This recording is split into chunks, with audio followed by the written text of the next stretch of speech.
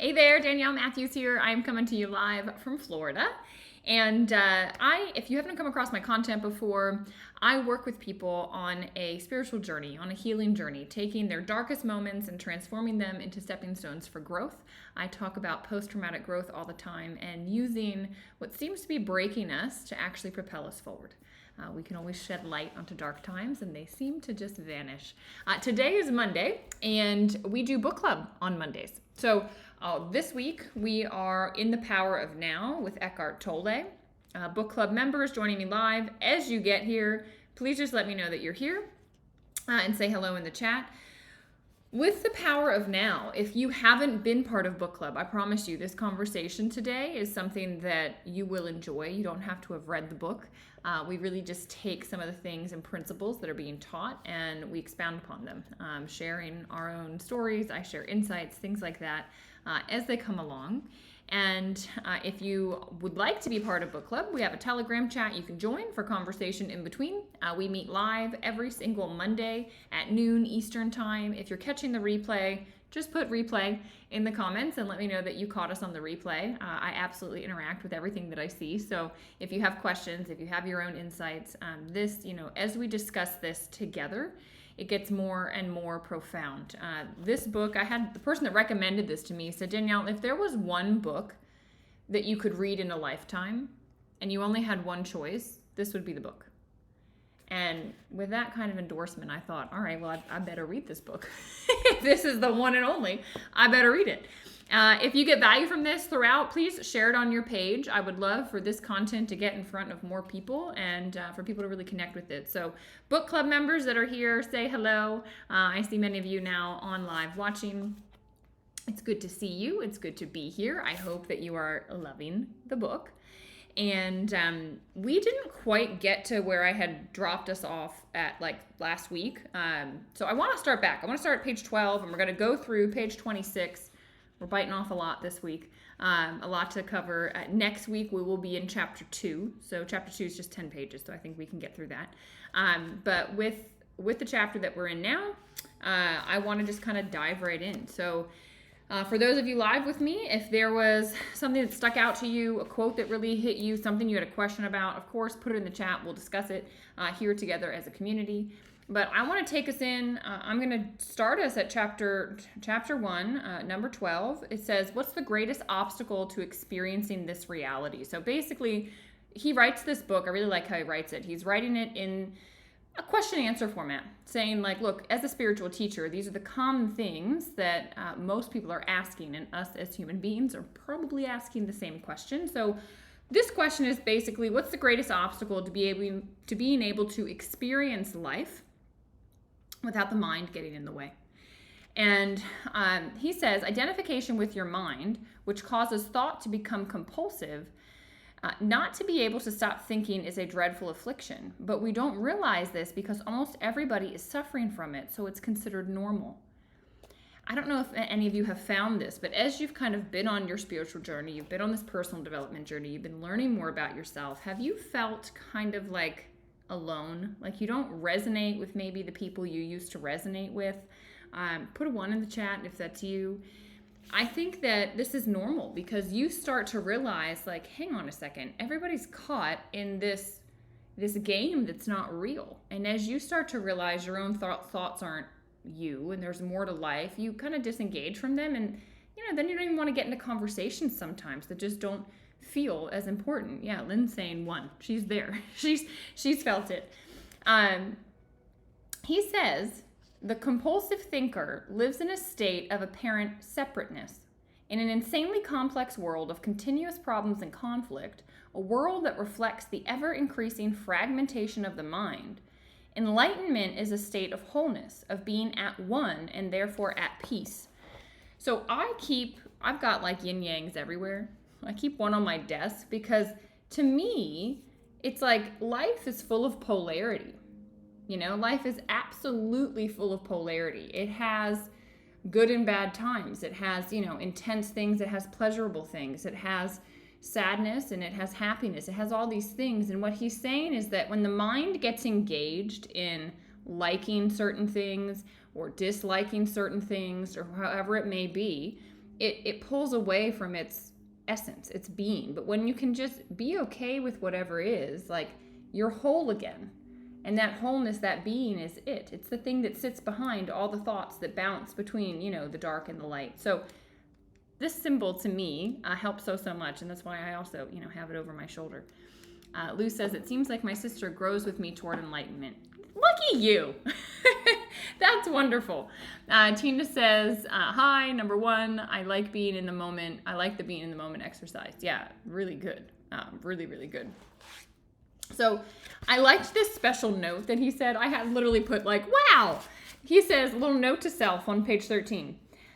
The mind is a superb instrument if used rightly. Used wrongly, however, it becomes very destructive. To put it more accurately, it is not so much that you use your mind wrongly. You usually don't use it at all. It uses you. This is a disease. You believe that you are your mind. This is the delusion. The instrument has taken you over. Think about that. It's as if, like, say the mind is like a pair of glasses.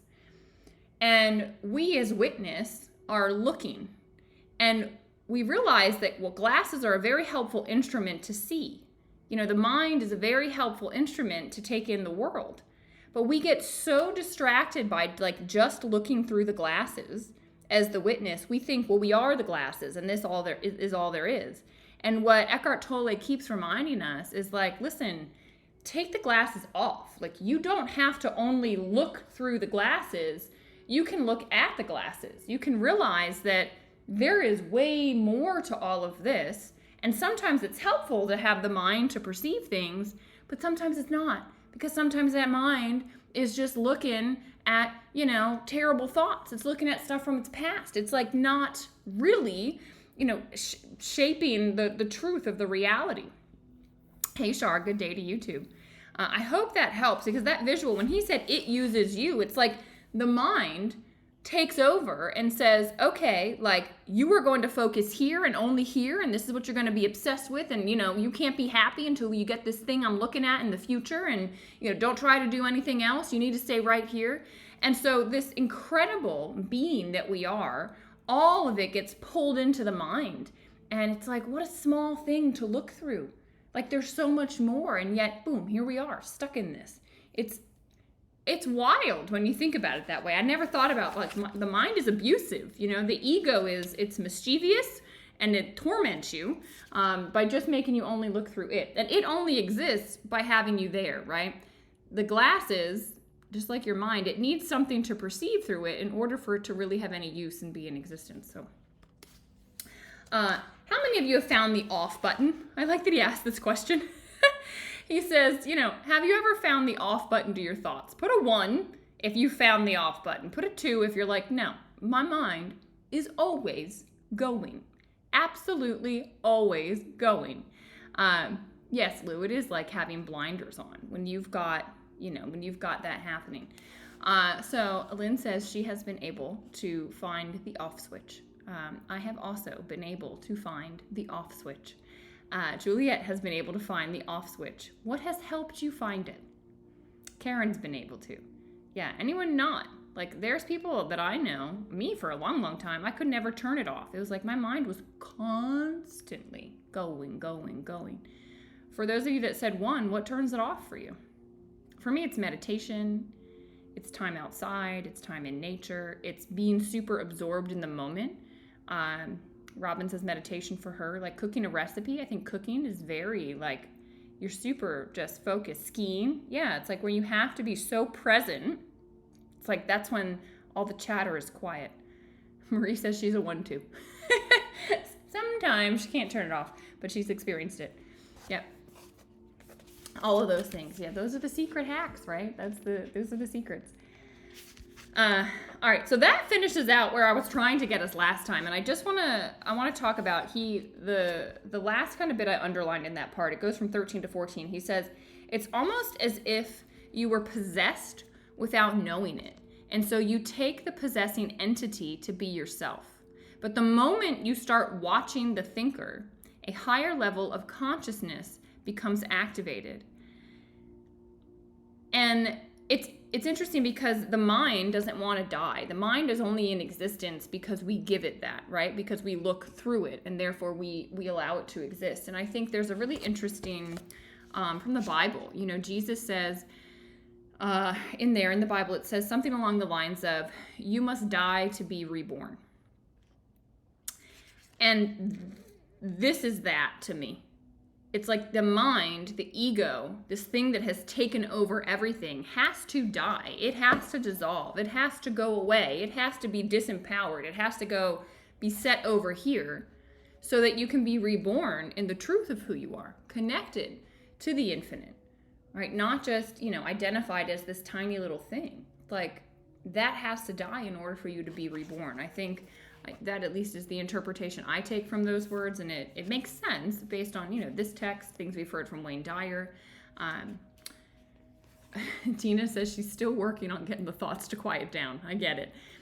Tanya says meditation, yoga, and nature do it for her. Yeah, absolutely. So let's get into this this next bit. He says, you see and judge the present moment through the eyes of the past, and you get totally a distorted view. It's as if, you look through this lens of life, the mind, through the lens of the past, through, hey, well, I've already experienced that and I didn't like it, or I did like it. And so when you look at the present moment, you're not present because you have this lens, this mind that's actually playing this up against all the things that you liked and didn't like from, previous aspects of your life, the past. And so I would like to know, this mind of yours that's causing you to look through a lens, is it a tormentor or is it nice? He says most of us live with a tormentor in our own heads, that continuously attacks and punishes them and drains them of their vital energy. Does this mind of yours continually drain you? Put a 1 if yours is like a tormentor most of the time. Put a 2 if your mind is like peaceful. If your mind is like, you know what? It just takes things in and it doesn't have preference. It just allows it all. Anyone in that space? Hey, Christy. Good to see you guys over there on Instagram. How many of you have a tormentor in your head? It's like wild to watch what our mind does. And to get into the space, once you get to the space where you can watch the thinker, where you're not so absorbed, not realizing you're wearing the glasses, where you can like pull it over here, it gets a lot easier. Oh, some of you are saying, I'm freezing. Oh no, you're there with me. Juliet says both happened to her. Yeah. It's nice. Sometimes it's not nice. Okay. Yeah. I think that's the reality for most of us. And what he's telling us is that, we need to learn to disidentify from those thoughts. Lynn says she's got peaceful periods of disrupted tranquility. Fascinating to watch. Yeah. Once you realize that this is happening and you start to see the mind going, it's like step 1 is realization. Step 1 is realizing, oh, I'm more than my thoughts. I am not my mind. There is something there watching it, right? Like the person sitting on the shore watching the boat come across its vision. Sometimes the mind takes over and it's all that we can see, but we are in fact watching it and it does in fact leave. So once you realize this is when you can start to disidentify. And you can create space and you can say, wait a second, just because this thought came up doesn't mean I have to engage with it. Because a lot of those thoughts are tormenting. They're painful. They're intense. They're nasty. It's like if you said those things out loud, people probably wouldn't want to hang out with you. Some of the ways the mind goes. But when you can disidentify, and this is what he says is like the key step, this is how you watch the thinker, is you have to disidentify from it and then allow yourself to be fully present. And you will realize, wow, this is consciousness. Like when I step back, I'm in the presence of pure consciousness. And I can watch this crazy little mind of mine. And I realize the power of who I truly am. There's a beautiful visual. I don't have a way to draw, but if you can just stay with me here. Think about an ocean with waves. It's as if the wave coming up into, the air, into the atmosphere. It's expressing itself. It's out and it's looking and it's like, wow, there's birds and there's sun and there's all these things out here. And it starts to think that that's all there is because it's everything that it's seen. It's like that wave all of a sudden realizing, like, hang on, I'm only here because I'm an expression of the vast ocean. I am the ocean. The ocean and I are one. And this is, to me, this is like, when you realize that you as a human being are an expression of this divinity, of this consciousness, of this divine, all of a sudden you realize, wow, well, I came here to experience and look around, but none of this can really hurt me. And all of this interpretation that my mind is having is kind of just chatter that doesn't matter, because guess of the truth of who I am. Like, I am that divine being. Are you all with me there? Does that ocean and wave make sense? Give me a high five. If yes, put a 5 in the chat. If you're like, yes, I get it, that's great. Put a question mark if you're like, I'm still lost. I do not know how to be the witness. I do not know how to, have a realization that I'm more than my mind. Where are we? Are we out of 5? Are you with me? Are we high-fiving? Or are you like, no? Karen's with me. Lou's with me. Nice. I think there's a bit of a delay today. I think some people hopped on a little late, so we're like a little bit behind with what I'm saying for some that are viewing. Lou says a 5. Nice. This is key. He says basically there's 2 ways to get to this place beyond the mind. Option 1 is by watching the thinker. It's by like just looking at it and going like, huh, isn't that interesting? The mind's over here wanting me to scream. It's wanting me to be angry. But I'm not going to go over there and look through life through that lens, right? I'm just going to watch it knowing that anger is going to pass. And then maybe happiness comes in. And then maybe sadness comes in. And then maybe peace comes in. And then who knows what else comes in. It's like the weather rolling through the sky. These things come in. And you can choose to engage fully as if that's all you see. Or you can witness it and go, okay, what do I want to do with this thought that's here? What do I want to do with this emotion that has arrived? It's trickier when it's emotions, right? He got into that in this chapter, and I was like, oh yeah, that's where the work really begins. But he says the option two for us is just to simply be present. And that was what you guys were putting in the chat. That sometimes in order to quiet the mind, you allow yourself to be fully present. Maybe it's something like skiing, where if you're not present, you're probably going to hurt yourself. So you have to be fully engaged in what you're doing. This is why so many spiritual practices talk about being present. If you're cooking, usually you're very present. If you're doing yoga poses, you have to be very present, right? Because you're very conscious about what is happening in this exact moment. And that is another doorway into this space where you can quiet that crazy mind. You can allow the mind to just turn off and for all that chatter and noise to go down. Juliet says, exchange judgment with curiosity. Yes, don't judge yourself. So when emotions pop up, like what's the most common emotion? Let's go there. What is the most common emotion that pops up for you? That you're like, it gets you every time it pops up. Okay, when I say common, I mean the one that like you're not able to just witness, that it just like grips you and you're like poof and you go. For me, it's anger. When anger pops up, that's probably, and like it takes a lot to get me angry, but when anger pops up, I just like, it's like it just absorbs me and I go. It's very hard for me to leave anger just over here. Like it rages in my system. Probably because there's so much for me to get to the point where like I get angry that then when it comes, I'm like, I put it on and I'm like, rawr. What emotion is it for you? Is it sadness? Like, are you unable maybe to be with sadness?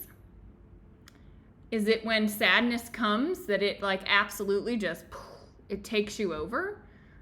What is it for you? I'm very curious about this because he says that it's super common. Like one of the most common questions that he gets is, what do you do with emotions when they come? Because these emotions seem to like take over in such a massive way, and people don't know what to do. He says, the most common question, I get caught up in my emotions more than I get caught up in my mind.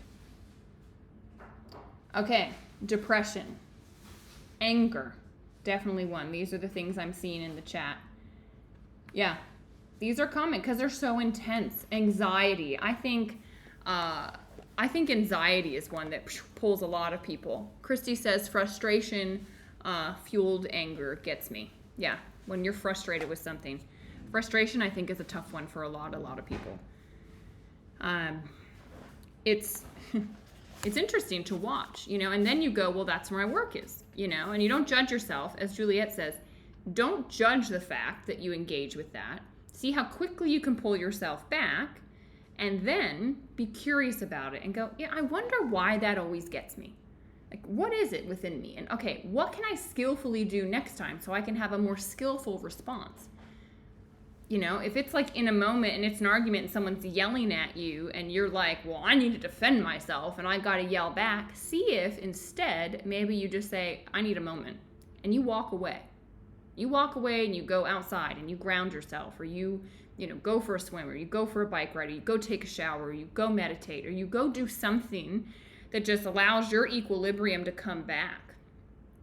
Tina says fear, doubt, impatience, anger, sadness, anxiety. Yeah, these emotions, I think most of us have difficulty with because they're so intense. I'm not seeing people saying they have a hard time when happiness comes in. But this is that. Like, we're like, oh, when pleasure's here, I love it. When happiness is here, I love it. And I'm totally fine with it. Well, can you be fine with anxiety? And can you be fine with impatience? And can you be fine with anger and sadness and depression? Can you just be fine with it? Just allow it to be. Because until you allow it to be, it's just going to hang around. And it's going to become like a pain in your body somewhere if you don't let it pass through. Like, you got to let it be. Just like you let, all the pleasurable things be. And then you're not living in duality. You're living in wholeness. You're realizing like, oh, I am that which allows all to be there. My mind is the one that has preference. Like, think about an infant. When an infant screams, an infant can literally move from giggling and laughing and happiness to screaming bloody murder and being so upset in seconds. And it doesn't judge itself.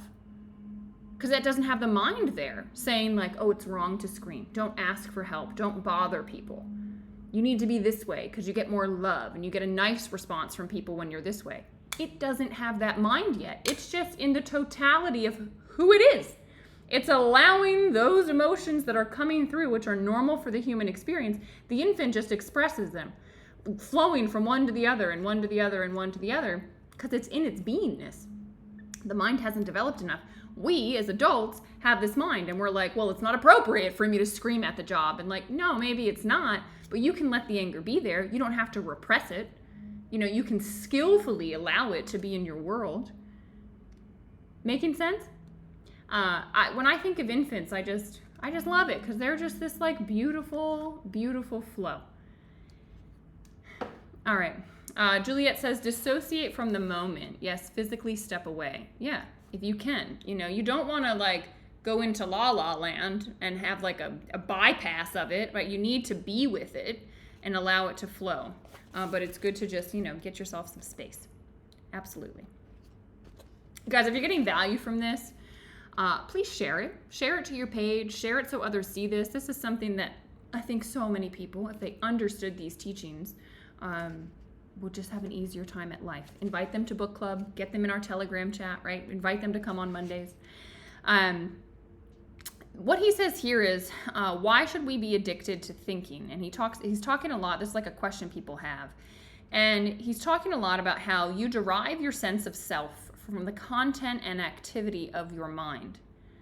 And you get a false sense of self created by the unconscious identification with the mind. I think page 18 to me had the best explanation of what your ego mind is.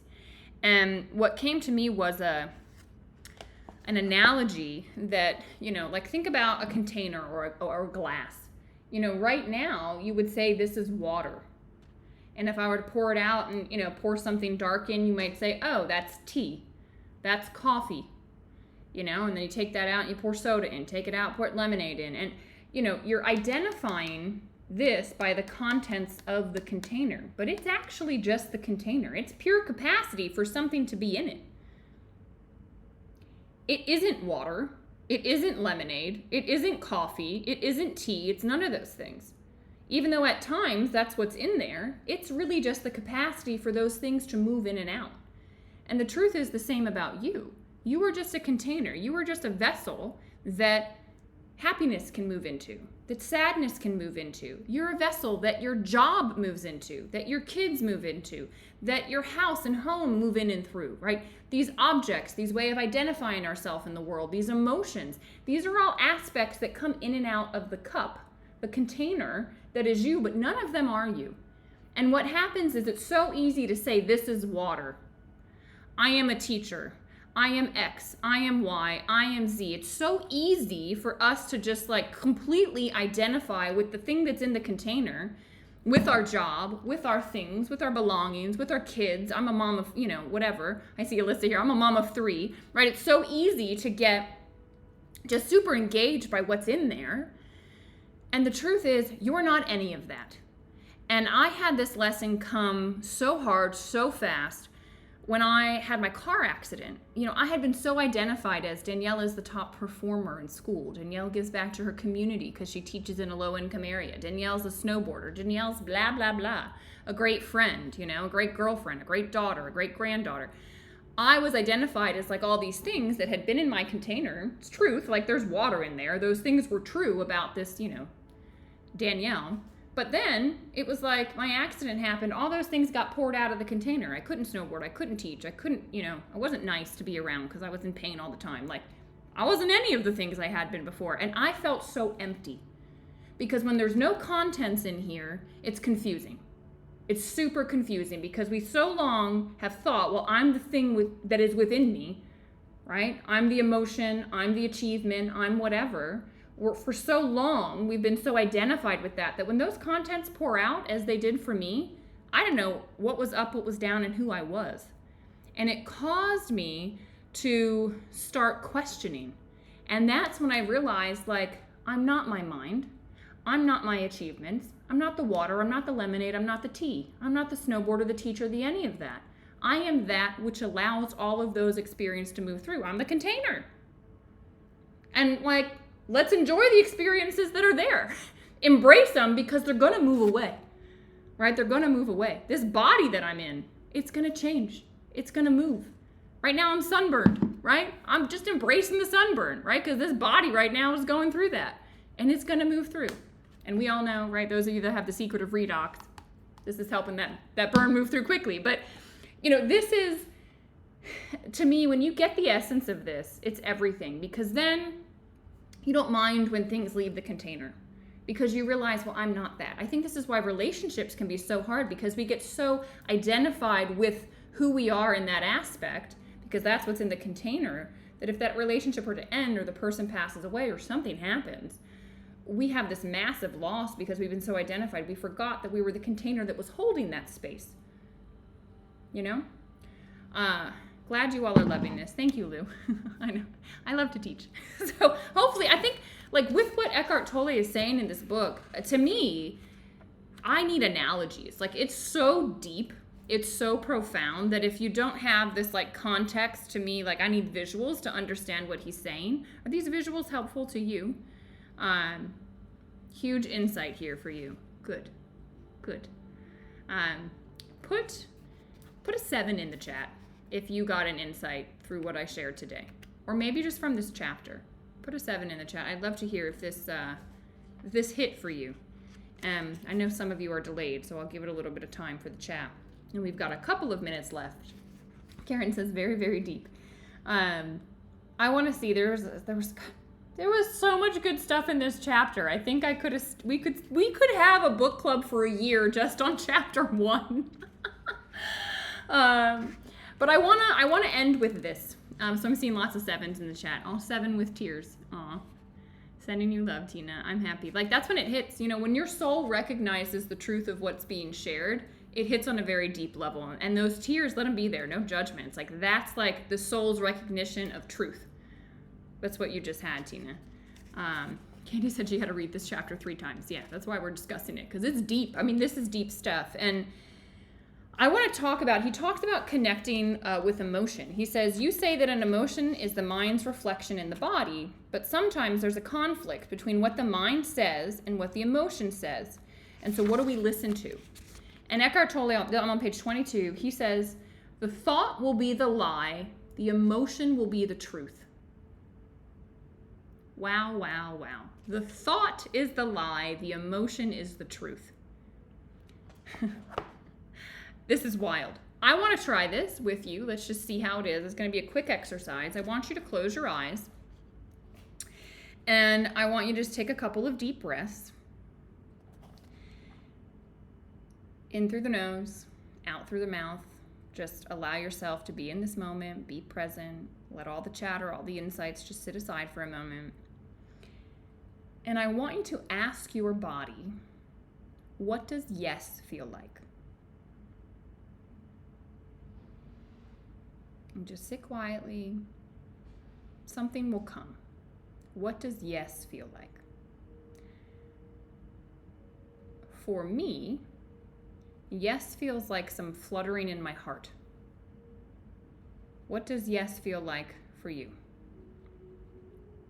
Put it in the chat when it comes.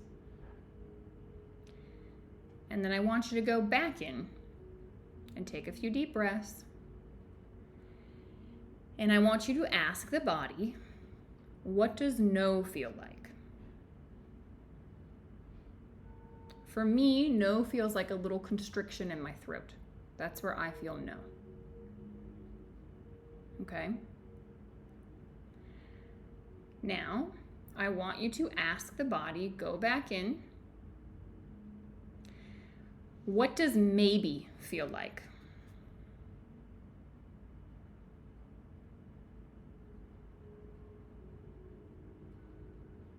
Oh, wow. For me, I don't know if I was just moving, but for me, it's like energy moves from here to here in my body. That's maybe. Like, I feel like this arm going, then this arm going. Like, that's maybe for me. Okay, so I'm seeing things. Some of you are feeling spaces in the heart are your yes. Warmth, Karen has, is her yes. Lou feels weakness in the knees, tension for no. Excellent. So this is something, this is a tool now you can use. Start easy. Start easy. And ask yourself, ask the body, is water something that you need? Water, something simple. The body will tell you yes, no, or maybe it says maybe. All right, you can ask your body, is this what's best? Would this best serve you right now? And see what you get. Play around with this. This is an exercise that you can do anytime to help you make decisions. You know, your body, your emotions, as he says, the thoughts are the lie, the emotions are the truth. And how do you get in touch with the emotions? You quiet the mind and you ask. All right, you quiet the mind and you ask. This is a really powerful technique. All right, put it in the back pocket. This week, throughout the week, I want you to use it. And I would love to hear next week, you know, some situations where you've gotten to use it. And it's amazing when we just quiet ourselves. We know, right? They say like a mother's intuition, right? Moms just kind of know sometimes what to do. Why? Because they're feeling the answer. Shar says, my body likes to answer. Yeah, it does. It's like, hey, I'm always here and you're never paying attention to me because this thing up here is always going. It's physical intelligence. It's not mental intelligence. Yeah, well said, Lou. Well said. That's going to take us through for the end of today because we're out of time. Next week, we're going to get into chapter 2. Again, guys, if you found this valuable, tag a friend, share it on your own page, invite people to our book club. These insights can change people's lives. I know today Tina said that it brought tears to her eyes because this is the truth of everything. When you understand what he's talking about, I think this is the essence of it all. So chapter 2 in my book is page 27 up until page 38. So it's 11 pages. This book, I'm like, I need 1 page a week because we can talk for forever. We're going to try and get through 11 pages next week. And I will meet you back here, same time, same place. I will put the assignment of what we're reading in Telegram. So I loved how Juliet this week kind of pulled her favorite quote and what got her thinking from the assignment. Go there. And Lou says, I got to get our third sister with us. Yes, invite her, please. Invite whomever, share this on your pages, get the word out there. I think the insights that we talk about can change people's lives, and I would love to do that. And I am grateful for each of you being here, and I will see you next week. I wish you a wonderful week, and don't forget to ask your body throughout the week in different situations, whatever's coming up. Take a moment, say you need to go to the bathroom, right? And then allow yourself of asking for yes, for no, for maybe. And sometimes you need to, redefine and reword what you're asking and how you're asking the body. All right, great information. Thank you. You're welcome, Candy. You're welcome, all of you. I'm grateful that you were here and that we could have this time together. And I'll see you next week. Bye, everybody.